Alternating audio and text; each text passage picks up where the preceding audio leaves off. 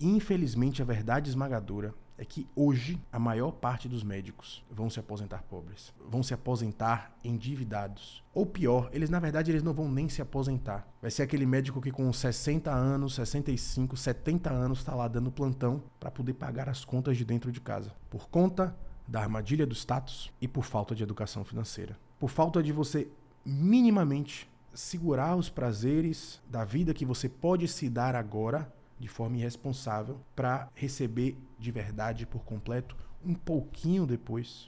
Então vamos lá, né? Semana passada um amigo meu chegou para mim. João, você pode dar uma olhada aqui na minha carteira? Porque eu já invisto tem um tempo. Eu gostaria de ver se ela está adequada ao meu período de vida, ao que eu estou fazendo, ou o que é que eu devo fazer. Aí eu, não, tá bom, vamos lá ver. Esse meu amigo, ele é servidor público. E quando eu abri a carteira dele, quando ele abriu e me mostrou, eu fiquei em choque. Porque esse cara tem mais patrimônio do que a grande maioria dos meus colegas médicos. Ou seja, um cara que ganha ali entre 8 e 10 mil reais por mês, conseguiu construir um patrimônio maior do que pessoas que na média ganham 20, 30 mil reais por mês, alguns até 50 ou mais. E aí eu parei assim, eu fiquei, rapaz, como é que pode, né? Como é que pode um cara que ganha 1/3, às vezes 1/5 do que outra pessoa ganha? Como é que ele conseguiu construir esse patrimônio de forma tão efetiva, enquanto a maior parte dos médicos não consegue? O que é que diferencia um do outro? Então fica aqui comigo até o final do vídeo, que com certeza vai ser um conteúdo de bastante valor para você. E pra gente começar, vou contar um pouquinho a história desse meu amigo servidor público. Ele falou que durante esses 15 anos ele quase não teve reajuste no salário dele, então ficou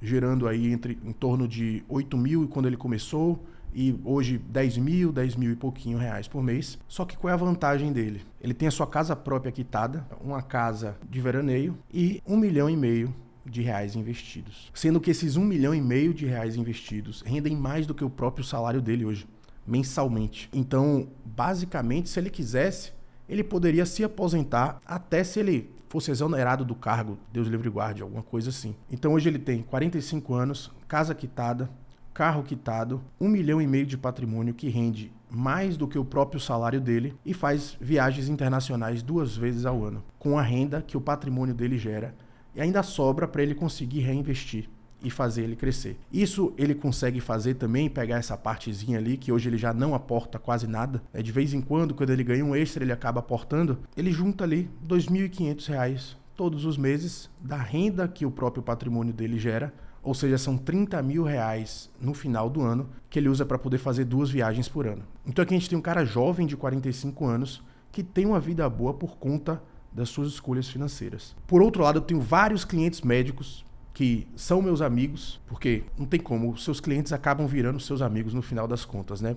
Na parte de consultoria financeira. A grande parte deles com mais de 20 anos de carreira e muitos ganhando 40 mil, 50 mil reais por mês. Tenho 2 que ganhavam 100 mil por mês durante muito tempo da vida deles e hoje a única coisa que eles têm é dívida no cartão. É uma discrepância assim gigantesca. Pô, João, mas ele não tem nada? Não tem nem um carro? Tem. Uma BMW Zona lá de 300 mil, 250, 500 mil reais financiada, algumas quitadas. As que estão quitadas já são carros mais antigos. Então ele tem patrimônio.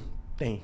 Um patrimônio que só perde de valor ao longo do tempo. Um ou outro acabam tendo boas escolhas durante a vida, mas logo essas boas escolhas elas acabam se traduzindo em uma má escolha gigantesca. Por exemplo, o cara que ele vai juntando dinheiro. Quando ele vê 500 mil reais na conta, ele fala, pô, não, eu me permito, eu trabalhei tanto tempo, ele vai e compra um carrão, ou então dá entrada em uma mansão logo de 3 milhões, de 5 milhões de reais, e ele acha que ele vai continuar mantendo aquele padrão de vida durante muito tempo. Ele acha que ele vai conseguir manter aquele padrão de vida, aquele nível de trabalho que ele está tendo durante muito tempo. Sendo que nós envelhecemos. E aí, quando eu vi a carteira desse meu amigo, né? Eu falei, pô, como assim? Você tem mais dinheiro do que amigos meus que são cirurgiões há 20 anos. E isso só traz pra gente uma coisa, um ensinamento muito importante, que não importa o seu salário, é o seu estilo de vida e o hábito que você tem que vai determinar a sua construção de riqueza. Porque se você tem um alto salário e você gasta ele todo ou a maior parte dele, as dívidas que você faz, elas são gigantescas. E qualquer escolha errada, qualquer coisa errada que aconteça ao longo do seu caminho, pode ser uma ruína para você. Porque os juros acabam ficando contra você. E, por exemplo, uma vantagem que o servidor público tem muito perante os médicos que não sejam servidores públicos, é que ele tem um salário estável e ele sabe que todo mês ele vai receber ali. Enquanto nós médicos, às vezes a gente vai para uma UPA, a gente trabalha, às vezes a gente vai em um hospital, dá um plantão ou faz algum procedimento e demoramos 3 meses para poder receber, 4 meses para poder receber, 5 meses e às vezes você nunca vai ver a cor daquele dinheiro, porque tem muito calote e aí isso traz a gente para 2 erros comuns da classe médica. Porque a primeira coisa que a gente pensa é, pô, eu ganho muito, logo eu sou rico. Só que a realidade é que uma renda alta não necessariamente vai se traduzir em um grande patrimônio. Porque na medicina a gente tem muito aquela pressão social de você mostrar que é bem sucedido. Então, se você não mostra que você tem um carrão, se você não mostra que você fez aquele consultório absurdo, que você se endividou até o talo para você conseguir fazer aquele consultório e você às vezes não tem estratégia, você apenas gastou aquele dinheiro, investiu aquele dinheiro achando que era isso que iria trazer seus pacientes e muitas vezes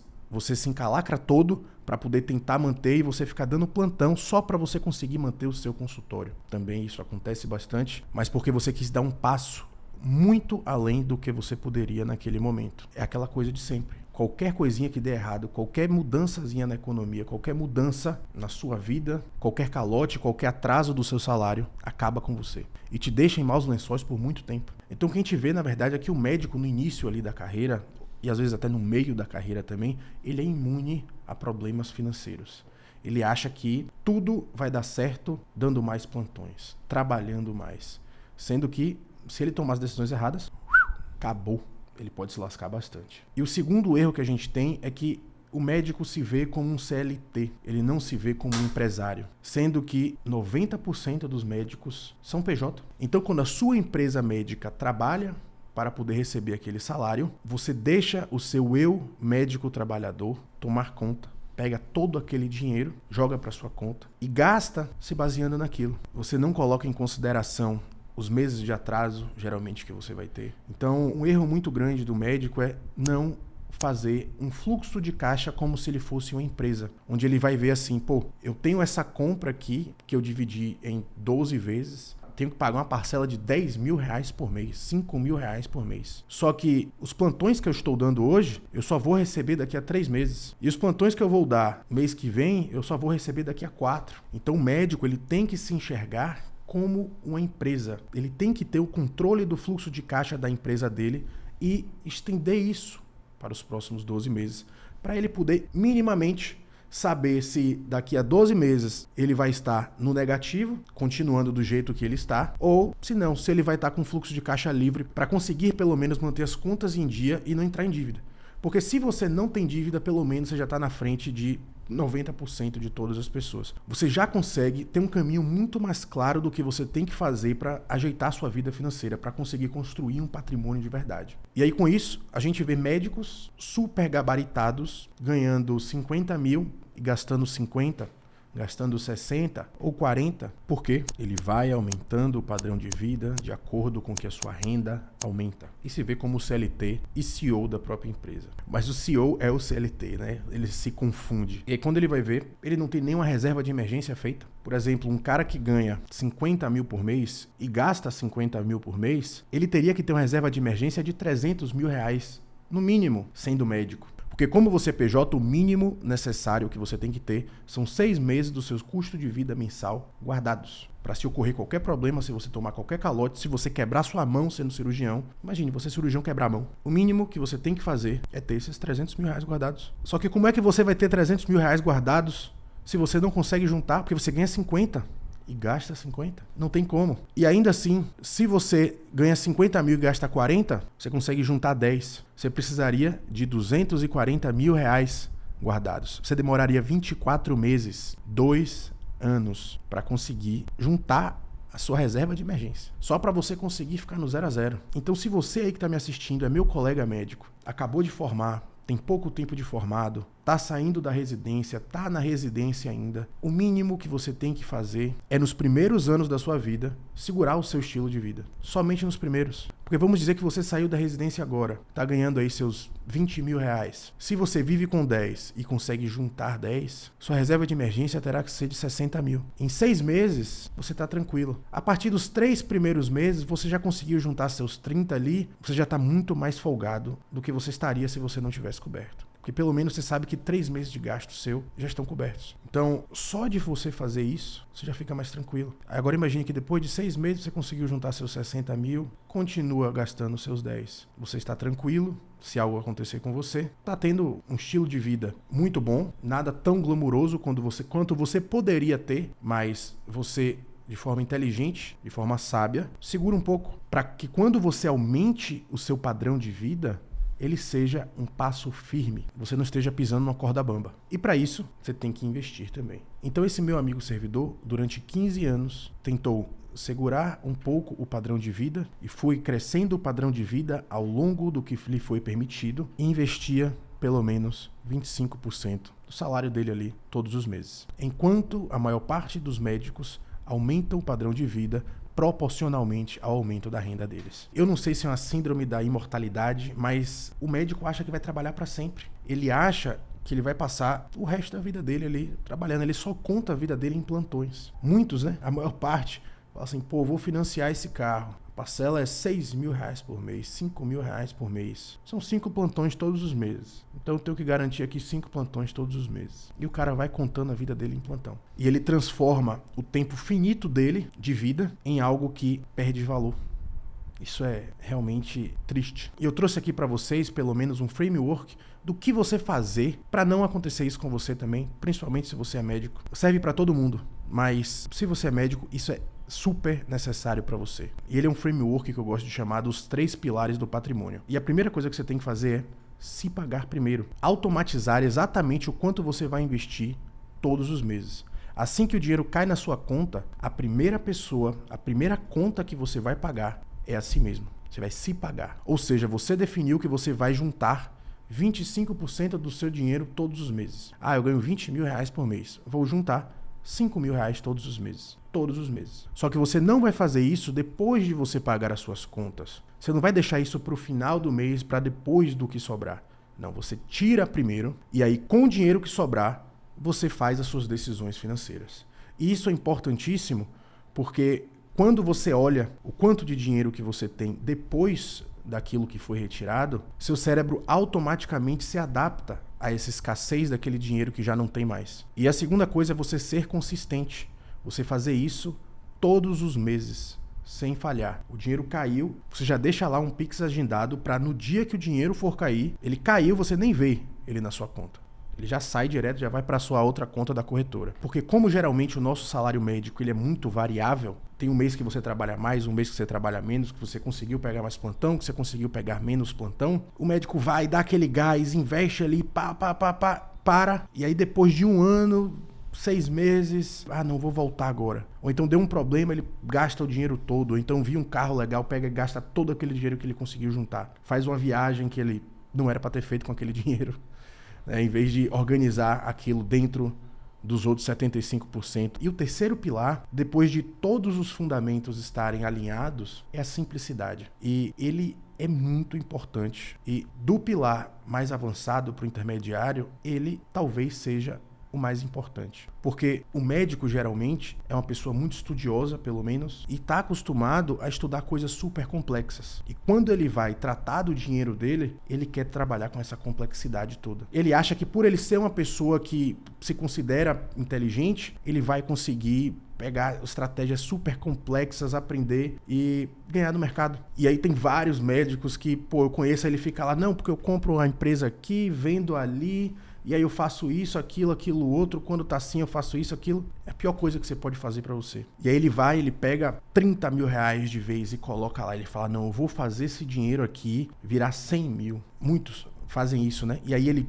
investe, e aí todos os dias ele vai e abre ali a conta da corretora dele, vê quanto é que ele tem, e ele, poxa, hoje subiu tanto, caiu tanto, e ai meu Deus, e fica querendo criar complexidade pra vida dele. Enquanto o meu amigo servidor abria praticamente uma vez por mês, no máximo, a sua conta na corretora. Ele só abria em 2 situações, na verdade. lá ele. Quando ele aportava, para ele poder investir em alguma coisa, deixar na renda fixa ou fazer algum investimento que ele julgasse interessante naquele momento. E quando ele recebia renda e dividendos dos investimentos dele. Somente nesses 2 momentos. Ele fazia isso, ia viver a vida, ia trabalhar, ia ficar com a família. E o engraçado é que ele basicamente utilizou o método dos maiores bilionários do mundo. Você investir, sentar e ficar parado. Então, se você for um consistente medíocre, você vence de lavada a genialidade inconsistente. Aquele cara que vai acertar um investimento absurdo, ele não ganha do cara que está todo mês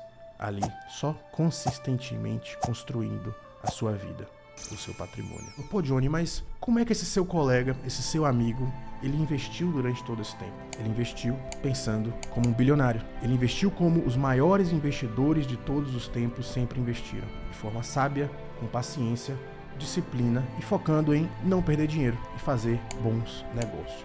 Sem querer fazer negócios extraordinários. E para esse vídeo não ficar tão longo assim, eu tenho uma aula sobre o que eu chamo do modo sábio de investir. É uma aula onde a gente compila os ensinamentos de todos os maiores investidores de todos os tempos. Não é o cara que você vê aí na internet que fica transformei R$1.000 em 1 milhão em 1 ano. Nada disso. São os verdadeiros construtores de patrimônio, os verdadeiros bilionários. E essa aula foi minuciosamente pensada para poder te levar do básico até o avançado na hora de você investir e começar a construir patrimônio de forma eficiente, para fazer você pensar diferente, para fazer você pensar de forma sábia. Então, clica aqui no link da descrição, então lê o QR Code aqui na tela, porque eu tenho certeza que essa aula vai trazer um valor inestimável para você e vai te mostrar o melhor caminho e o caminho mais eficiente para você construir patrimônio da forma correta. Porque, como diria Warren Buffett, não adianta nada você ter um QI de 140 na hora de investir. Ele até fala, brincando, que você pode vender 20, 30, 40 pontos desse seu QI, que é até melhor para você. Porque as pessoas inteligentes, elas tendem a perder dinheiro no mercado. Porque elas acham que elas vão conseguir descobrir algo maravilhoso para poder ganhar dele. Sendo que você não precisa fazer nada disso. A única coisa que você precisa é investir pensando como um bilionário. Só isso. Então, o médico rico não é aquele que ganha mais. É aquele que consegue transformar o seu poder de trabalho em patrimônio. É aquele que é mais educado financeiramente. É aquele que é mais disciplinado e mais consistente. E se você não é médico, não sabe nada de investimentos, nunca investiu, ou se você confia 100% do seu patrimônio em gerentes de banco, assessores de investimento, você tem um problema muito grande à sua frente. Então, se você gostou desse vídeo, se esse vídeo te trouxe um mínimo de valor, ia ser muito bom para mim. Você me ajuda demais e vai ajudar outros médicos se inscrevendo no canal, dando like e ativando o sininho, para que a gente consiga atingir cada vez mais colegas nossos médicos e que a gente consiga juntos mudar o rumo da medicina no Brasil, para que a gente consiga criar prosperidade nesse país, que é isso que ele está precisando. Mais pessoas prósperas para poder criar prosperidade ao redor de todos nós. A gente tem que se unir como médicos e um ajudar o outro a crescer, um ficar feliz pelo crescimento do outro. Porque se todo mundo ao seu redor está bem, você vai ser o próximo a ficar bem também. Então, muito obrigado por ficar aqui até o final e até a próxima.